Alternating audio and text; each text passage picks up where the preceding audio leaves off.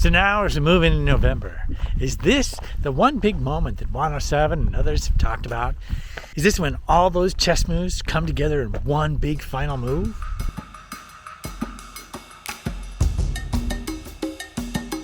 Juan Savin and others have consistently warned about how there might be a time period, a long time period, where we want to be self-sufficient with food and water and so on. And then there's a talk about the 10 days of darkness, low sales of like Patriot Supply food and solar generators and gas generators has gone up.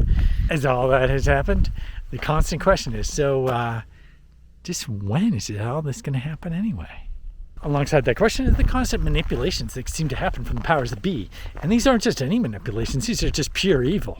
Which I have not seen any natural shortage anywhere. Every single thing I look into, it's designed to create this. They're banning firewood. They're banning that you can put firewood outside your house, like to prepare for winter. That is being made illegal now. Also, wood stoves are being banned. Like that is just pure evil when you know the climate. I mean, people are going to freeze their butt off. It's really, really bad if they're not even allowed to use normal firewood when the prices of electricity is just skyrocketing.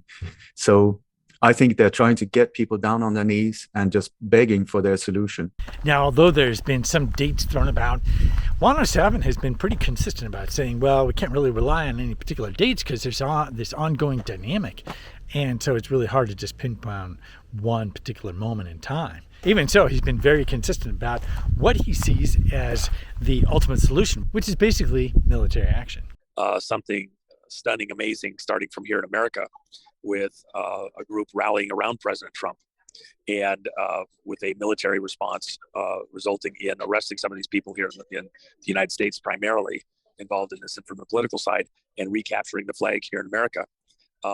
We would then have a beach to work from to go back and attack these monsters in other places around the world. And that's my contention. We are going to regain control of America. It's going to take about 1.5 years with a military presence on the streets. I think it's going to happen very shortly now. For that, he's been very consistent, always acknowledging that there has been a huge, long time frame of men and women in the military who have worked towards this particular solution. And although there have been failings along the way, there's a general feel that this is the moment, that this moment coming up soon is the one that really matters.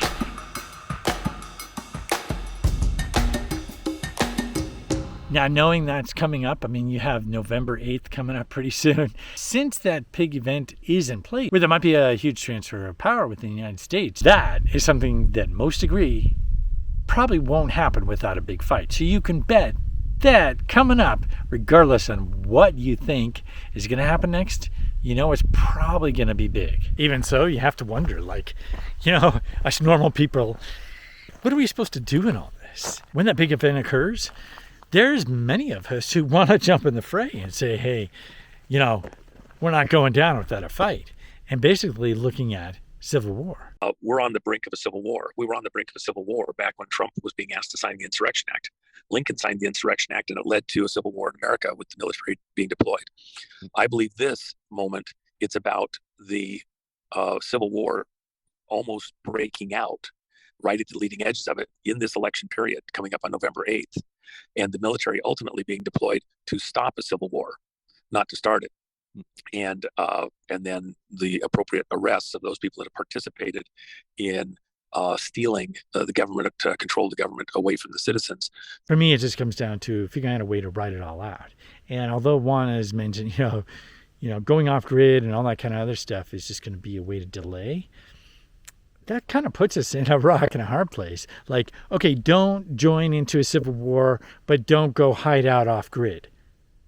Wait, what? Like, what? And I think it's time to pick up arms, but only in terms of linking together and really helping each other weather the storm, whether it be for finding food, water, shelter, or what have you. I think at this point in time, we really have to see ourselves as a larger body instead of just individuals trying to hole up in a bunker somewhere. And so even if you don't have that community, I believe that in some ways, on a subconscious level, we're all in this together, and recognizing that instead of fighting each other, we figure out a way to get through this and then make amends on any differences between communities, between people after it's all done. Of course, I also believe that we should be using our creative energies towards a positive outcome. That in a lot of cases, all the doom and gloom is really focused our energy towards those outcomes. And there's some people who go, oh, well, you're being irresponsible if all you want to see is positive outcomes. And I'd say, always looking at a negative outcome is irresponsible as well, because you never know what's going to happen. People make these really, really convincing guesses, but that's all they are. Like Juan has pointed out, it's really hard to make pick a date on when things are going to happen, because things are dynamic. And so when you have people saying this or that is going to happen, they really don't know. It's their best guess. And there's some people who do wildly good guesses, but it's a guess in the end. For me, it's all about remembering the pure potentiality of the universe as a whole. And when you look at it that way, any sort of event can be spun in different ways. Makes me think about the story of the farmer and his son. The farmer and his son, they have a horse, and the horse suddenly takes off one day. And the people around are like, oh, that's too bad. And the farmer's like, well, maybe.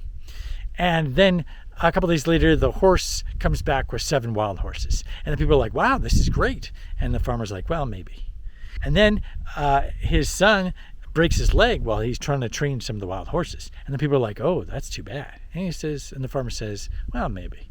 And then some of the officials come around to conscript some people to the military, and they can't take the son because of his broken leg. And the people are like, wow, this is great. And the farmer says, maybe. And this goes on and on. Events can be interpreted in many different ways. And just because somebody comes up with a negative interpretation doesn't mean that gravity makes it more truthful. Each event has its own consequences that lay out not only immediately, but over time as well. And so when you are thinking positively about a particular event and someone else is thinking negatively, it doesn't mean the negative side is more truthful just because it has this gravity to it. And nobody knows the outcome on an ongoing basis.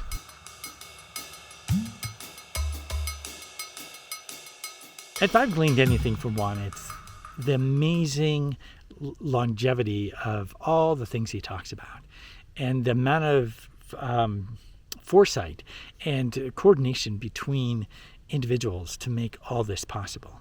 And that's where it's like, okay, we may think about our stake in it at this last hour of the game and think that,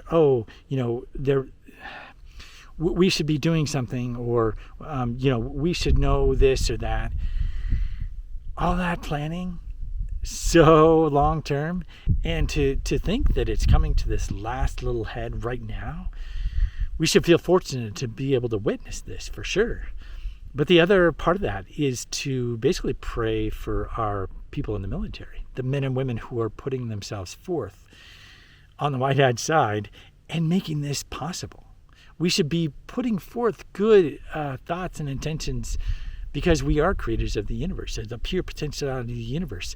And when we put that forth, it does make a difference. And so if you're going to do anything in all this, do that. Pray for them and envision a very, very positive outcome.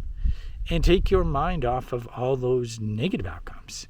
Not because you haven't prepared for the worst. You've done as much as you can if you've done any sort of prep. But now is the time to kind of duck and cover and really allow things to come forth as it will. If anything, for me, the good news is they're afraid of an election, which means the possibility of it being legit this time is pretty strong. If they fear it, then we know in some ways a lot of the hijacking that has taken place previously have been kind of amended in the background, maybe more so than we can ever really know. So I'm praying for a positive outcome, but I'm also putting my energy towards rebuilding. I see the rebuilding that takes place.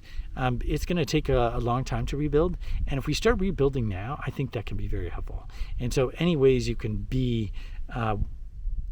think about ways you can pivot and do different things than we've done in the past.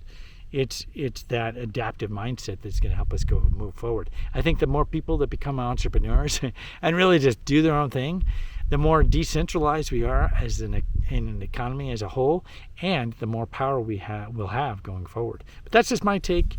I don't know anything. So thanks a lot for watching. I hope you found this helpful. If you did, be sure to give it a like, and I'll see you next time.